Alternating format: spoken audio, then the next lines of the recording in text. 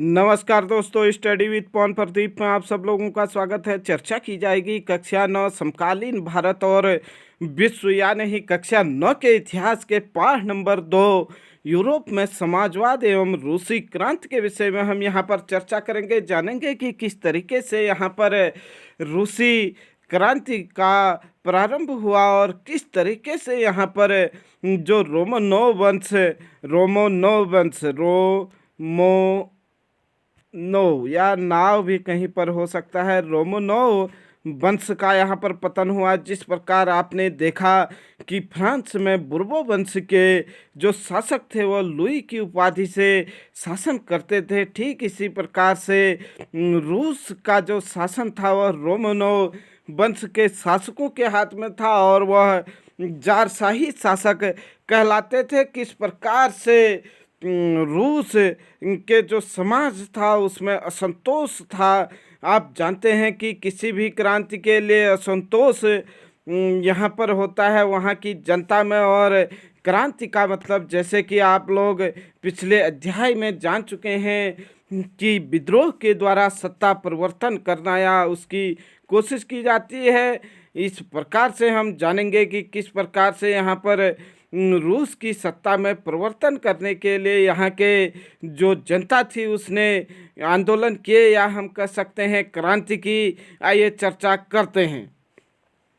सामाजिक परिवर्तन का युग। पिछले अध्याय में आपने फ्रांसीसी क्रांति के बारे में यूरोप में फैलते जा रहे स्वतंत्रता और समानता के शक्तिशाली विचारों के बारे में पढ़ा। फ्रांसीसी क्रांति ने सामाजिक संरचना के आमूल परिवर्तन की संभावनाओं का सूत्रपात कर दिया। जैसे कि आप पढ़ चुके हैं, 18वीं सदी से पहले फ्रांस का समाज मोटे तौर पर स्टेट्स की श्रेणी में बटा था। आप लोग पढ़ चुके हैं कि 18वीं शताब्दी से पहले यानी 1789 से पहले फ्रांस का जो समाज था वह 3 स्टेट्स में बटा हुआ था।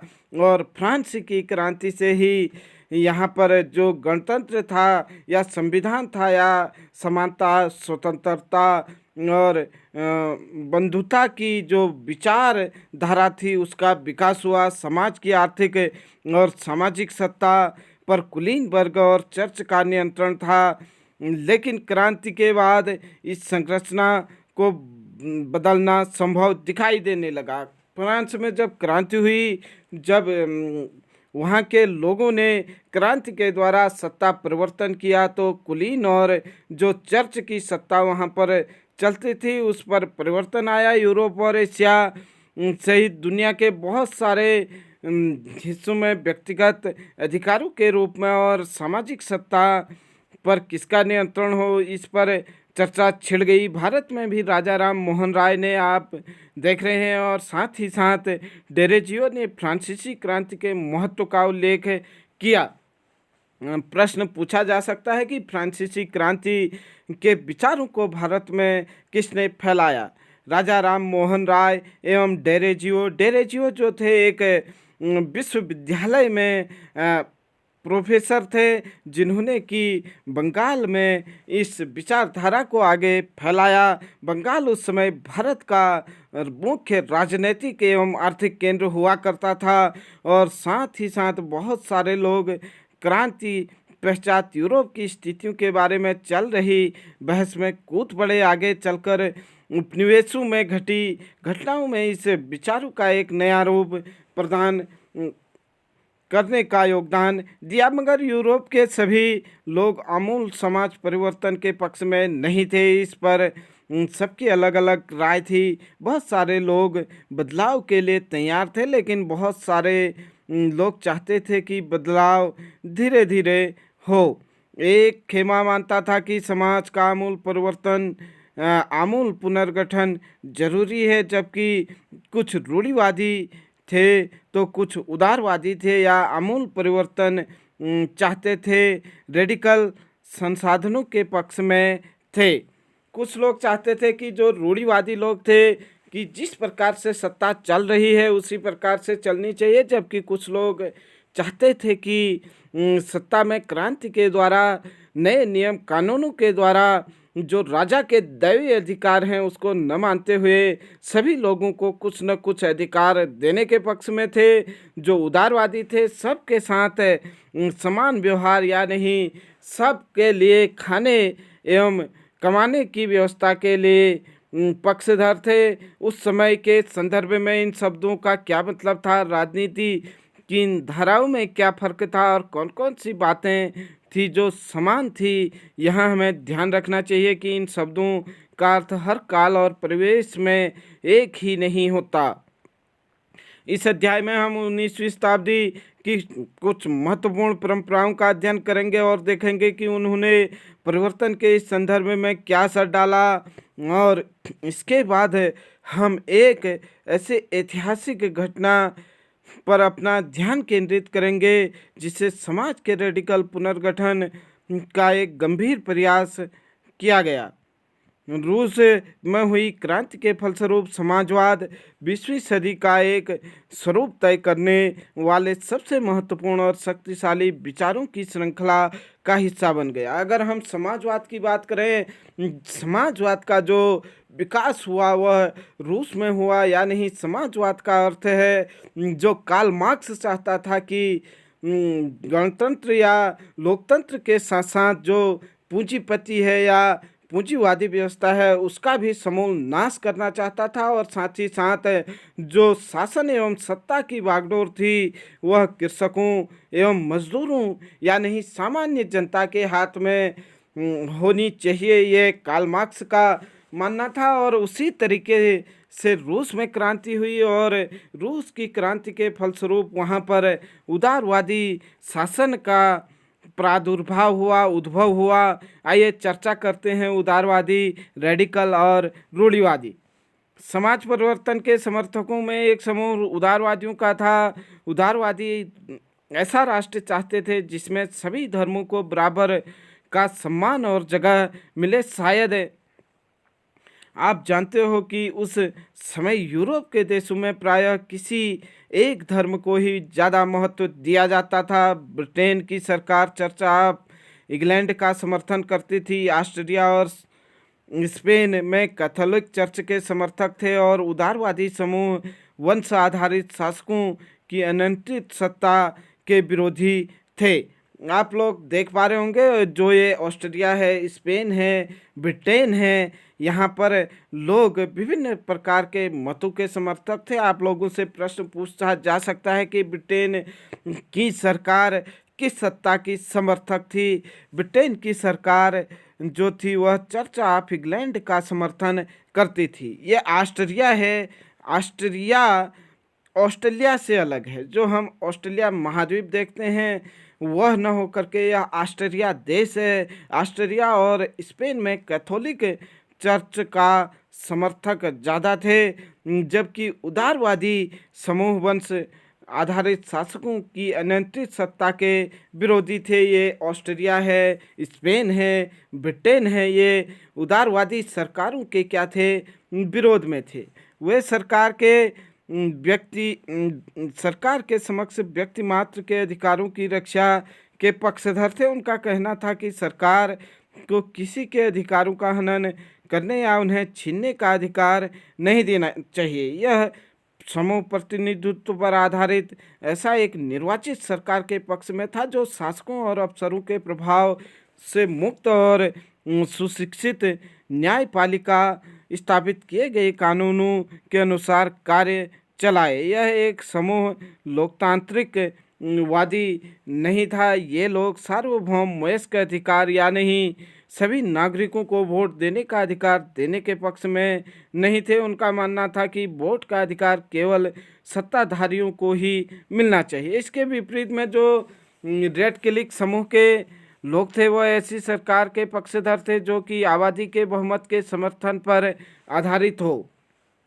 जो रेडिकल समूह के लोग थे ये चाहते थे कि जितनी भी आबादी है उस आबादी में सबको वोट देने का अधिकार हो, और साथ ही साथ इसमें से बहुत सारे लोग महिला मताधिकार आंदोलन के भी समर्थक थे। मतलब महिलाओं को भी वोट देने का अधिकार हो, इसके समर्थक थे। उदारवादियों के विपरीत ये लोग बड़े जमींदारों और संपन्न उद्योगपतियों को प्राप्त किसी भी तरह के विशेषाधिकारों के खिलाफ थे। जो रेडिकल समूह के लोग थे, ये उदारवादियों के विपरीत क्या थे, बड़े जमींदारों और संपन्न उद्योगपतियों को जो विशेष प्रकार से सुविधाएं मिलती थी उसके खिलाफ थे। वे निजी संपत्ति के भी विरोधी नहीं थे।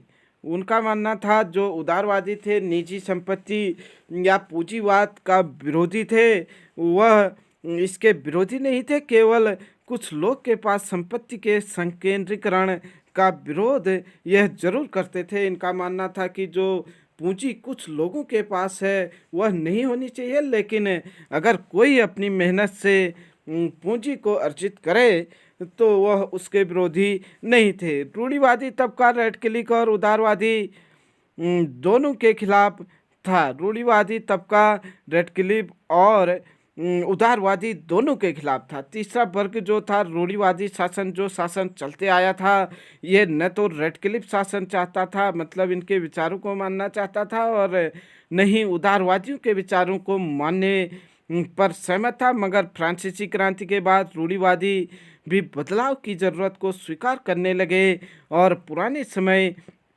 में या नहीं 18वीं शताब्दी में रूढ़िवादी आमतौर पर परिवर्तन के विचारों का विरोध करते थे, लेकिन 19वीं सदी तक आते आते वे भी मानने लगे थे कि कुछ परिवर्तन आवश्यक हो गए हैं। 18वीं शताब्दी में तो बिल्कुल भी नहीं मानते थे कि रूढ़िवादी किसी भी प्रकार का बदलाव हो, लेकिन 19वीं शताब्दी आते आते फ्रांस की क्रांति के बाद वो भी मानने लगे थे कि कुछ न कुछ बदलाव होने चाहिए, परंतु वह चाहते थे कि अतीत का सम्मान किया जाए, अर्थात अतीत को पूरी तरह से ठुकराया न जाए और बदलाव की प्रक्रिया धीमी हो।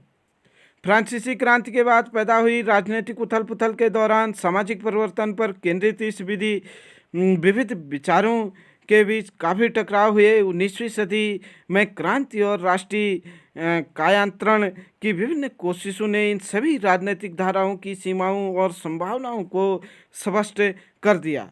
आइए देखते हैं औद्योगिक समाज और सामाजिक परिवर्तन किस तरीके से हुए। यहाँ पर हम जानने का प्रयास करेंगे। ये राजनीतिक रुझान एक नए युग का द्योतक थे। यह दौर गहन सामाजिक एवं आर्थिक बदलावों का था।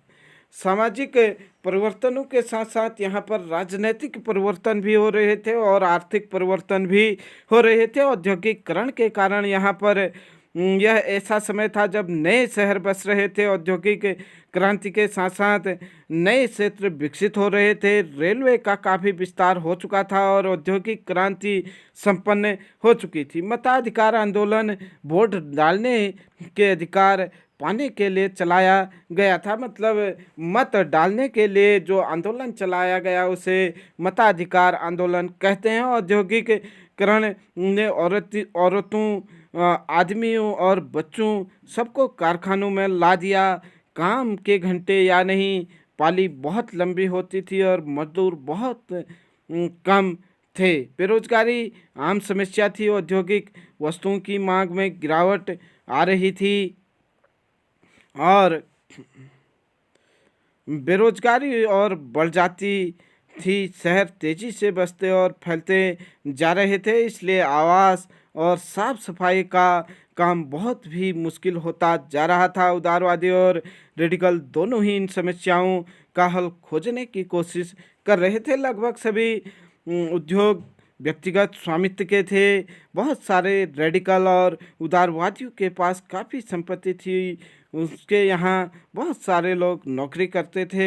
उन्होंने व्यापार और औद्योगिक व्यवसायों के जरिए धन दौलत इकट्ठा कर ली थी, इसलिए वह चाहते थे कि इस तरीके के प्रयासों को ज़्यादा से ज़्यादा बढ़ावा दिया जाए। उन्हें लगता था कि अगर मजदूर स्वस्थ हों और नागरिक पढ़े लिखे हो तो इस व्यवस्था का भरपूर लाभ लिया जा सकता है। ये लोग जन्मजात मिलने वाले विशेषाधिकारों के विरुद्ध थे। व्यक्तिगत प्रयास, श्रम, उद्यमशीलता में उनका गहन विश्वास था। ये लोग मानते थे कि मतलब जो व्यक्तिगत विशेषाधिकार हैं जो जन्म से मिलते हैं वो न हो करके व्यक्ति अपने मेहनत से आगे बढ़े, और उनकी मान्यता थी कि हर एक की व्यक्तिगत स्वतंत्रता दी जाए और गरीबों को रोजगार मिले और उनके पास पूंजी है उन्हें बिना रोक टोक काम करने का मौका दिया जाए तो समाज तरक्की कर सकता है। इसी कारण 19वीं सदी के शुरुआती दशकों में समाज परिवर्तन के इच्छुक बहुत सारे कामकाजी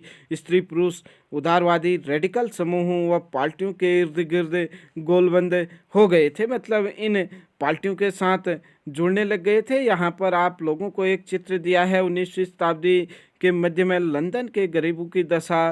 उस समय के एक व्यक्ति की दृष्टि में आप देख सकते हैं किस प्रकार से गरीब जनता यहाँ पर दिखाई दे रही है, और साथ ही साथ शासक वर्ग के लोग यहाँ पर बिल्कुल निरंकुशता के साथ दिखाई दे रहे हैं, जबकि गरीब जनता यहाँ पर किस तरीके से यहाँ उनको दर्शाया गया है। आइए आगे चर्चा को बढ़ाते हैं।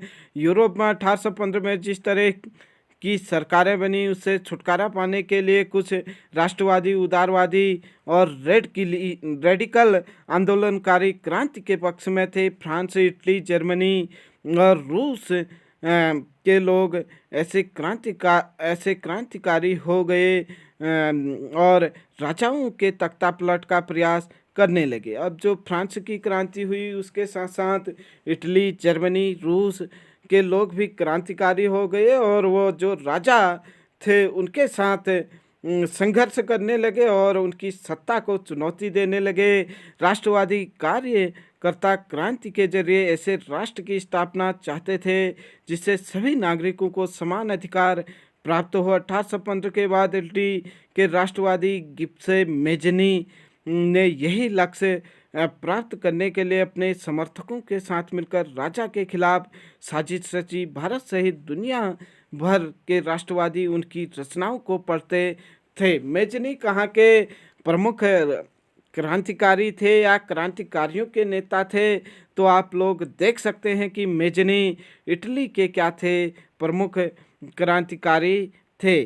प्रश्न पूछे जा सकते हैं कक्षा 9 वालों से 1 नंबर के लिए, और साथ ही साथ यहाँ से प्रतियोगी परीक्षाओं में भी तमाम प्रश्न पूछे जाते हैं। तो आप लोग जो प्रतियोगी परीक्षाओं में भाग लेते हैं या उसकी तैयारी कर रहे हैं, जैसे जैसे आप लोगों को यहाँ पर महत्वपूर्ण तथ्य मिलेंगे आप लोग नोट करते चलें। आइए देखते हैं यूरोप में समाजवाद का आना। समाज के पुनर्गठन की संभवतः सबसे दूरगामी दृष्टि प्रदान करने वाली विचारधारा समाजवाद ही थी।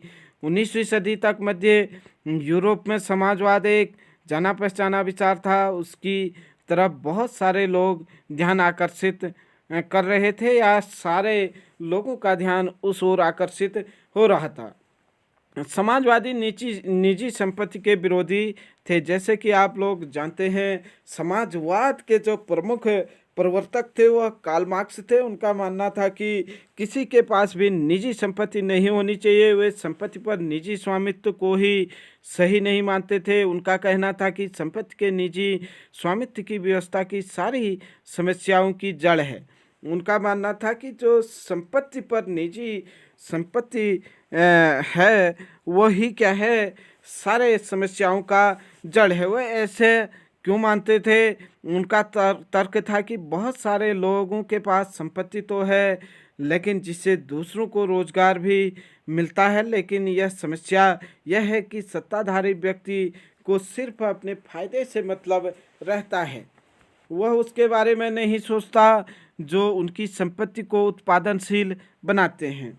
उनका मानना था कि मतलब बहुत सारे लोगों के पास तो बहुत सारा धन है और वह अपने धन में वृद्धि के लिए ही कार्य करते हैं, जबकि उनके लिए जो कार्य करते हैं, उनके धन में जो वृद्धि करते हैं, वो लोग उनके लिए नहीं सोचते।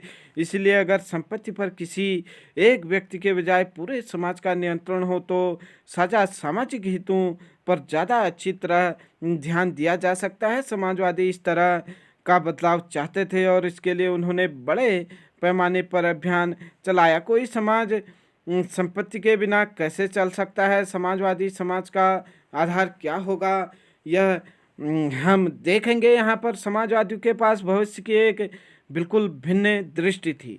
वह मानते थे कि समाज को बिल्कुल अलग तरीके से चलाना चाहिए। कुछ समाजवादियों को कोऑपरेटिव या नहीं समूह सामूहिक उद्यम के विचार में दिलचस्पी थी। इंग्लैंड के जाने माने उद्योगपति रॉबर्ट ओवेन 1771 से 1858 ने इंडियाना अमेरिका में नए समन्वय के नाम से एक नए तरह के समुदाय की रचना का प्रयास किया। कुछ समाजवादी मानते थे कि केवल व्यक्तिगत पहल कदमी से बहुत बड़े सामूहिक खेत नहीं बनाए जा सकते। वह चाहते थे कि सरकार अपनी तरह से सामूहिक खेती को बढ़ावा दे। उदाहरण के लिए फ्रांस में लुई ब्लॉक 1823 से 1882 चाहते थे कि सरकार पूंजीवादी उद्यमों की जगह सामूहिक उद्योगों को बढ़ावा दे।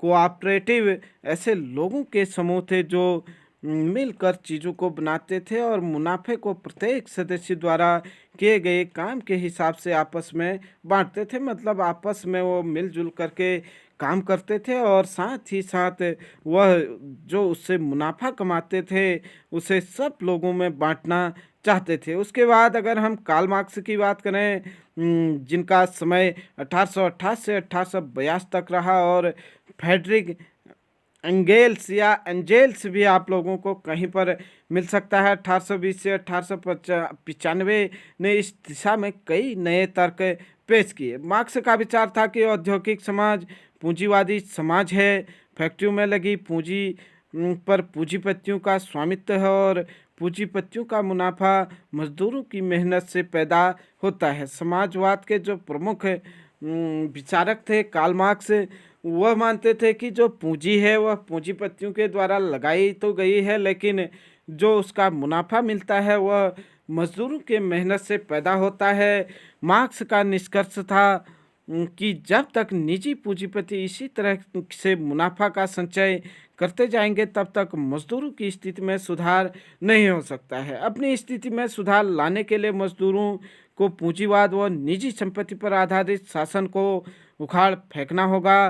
कार्ल मार्क्स का विश्वास था कि खुद को पूंजीवादी शोषण से मुक्त करने के लिए मजदूरों को एक अत्यंत भिन्न किस्म का समाज बनाना होगा, जिसमें सारी संपत्ति पर पूरे समाज या नहीं सामाजिक नियंत्रण का स्वामित्व रहेगा। मार्क्स मानते थे कि जो व्यक्तिगत रूप से संपत्ति है उसे पूरे समाज में बांटना चाहिए या नहीं पूरे समाज पर उसका अधिकार होना चाहिए। उन्होंने भविष्य के इस समाज को साम्यवादी कम्युनिस्ट समाज का नाम दिया। मार्क्स को विश्वास था कि पूंजीपतियों के साथ होने वाले संघर्ष में जीत अंततः मजदूरों की होगी। उनकी राय में कम्युनिस्ट समाज ही भविष्य का समाज होगा।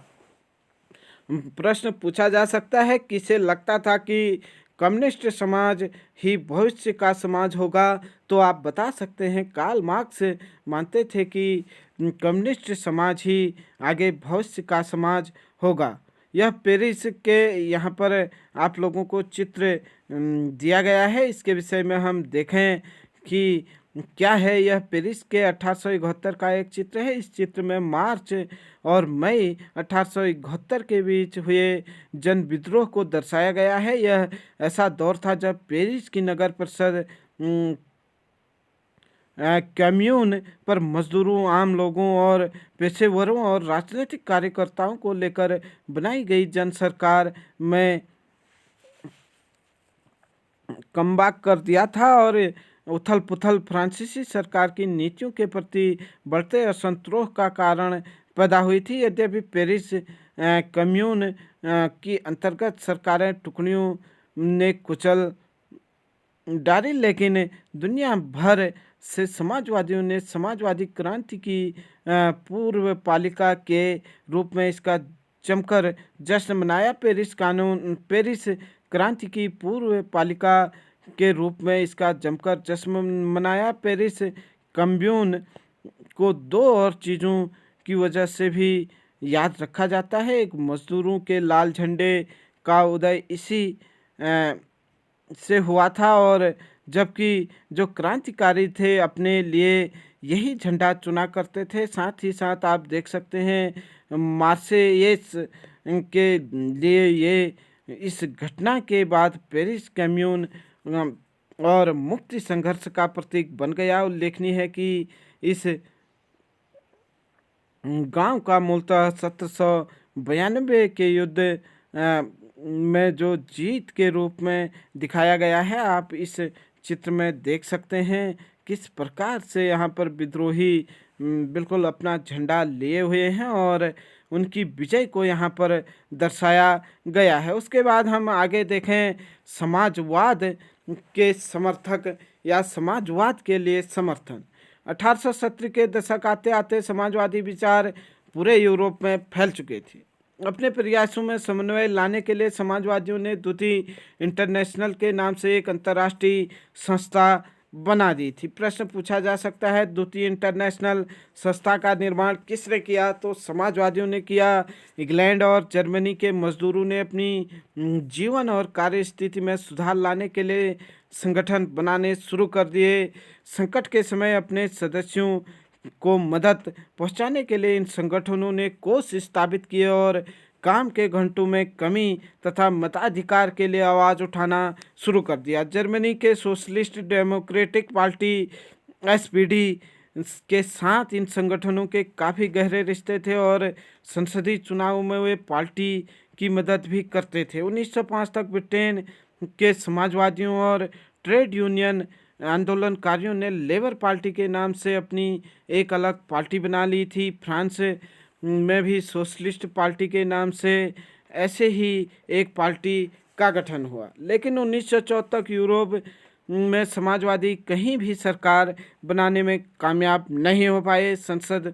जो संसदीय राजनीति थी उसके प्रतिनिधि बड़ी संख्या में जीतते रहे। उन्होंने कानून बनवाने में भी अहम भूमिका निभाई, मगर सरकार में रूढ़िवादियों, उदारवादियों और रेडिकलों का ही दबदबा बना रहा। आइए देखें आगे चर्चा को बढ़ाते हुए, रूस की क्रांति किस तरीके से हुई, इस पर हम चर्चा करेंगे। अगले भाग पर जानेंगे कि किस तरीके से यहाँ पर जो जारशाही शासन था, रोमनोव वंश के जो लोग थे उनकी शासन को किस तरीके से यहाँ पर रूस के लोगों ने क्रांति के माध्यम से उखाड़ फेंका, इस सब पर हम चर्चा करेंगे। तब तक के लिए आप हमारे साथ यूं ही बने रहे। मिलते हैं जल्द ही। जय हिंद, जय भारत।